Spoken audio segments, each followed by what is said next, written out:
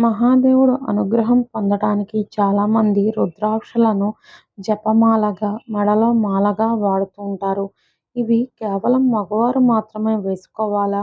మహిళలు ధరించకూడదా అనే అపోహ ఉంది. హిందువుల నమ్మకం ప్రకారం ఎంతో పవిత్రంగా భావించే రుద్రాక్షలు దుష్ట శక్తుల నుంచి రక్షణ కల్పిస్తూ ఉంటాయి. ఉదాహరణకు మన చుట్టూ నెగెటివ్ ఎనర్జీ ఉంటే అది మనసులో ఆందోళనలను రేకెత్తించడంతో పాటు ఏ విషయమైనా ధ్యాస ఉండనివ్వకుండా చికాకులు కలిగిస్తూ ఉంటుంది. అటువంటి సమయాల్లో ప్రతికూల శక్తులు రుద్రాక్ష మెడలో ఉన్న వారి దరికి రాకుండా కాపాడుతూ ఉంటుంది. అంతేకాదు చెడు అలవాట్లు, వ్యసనాలకు కూడా దూరంగా ఉంచుతుంది.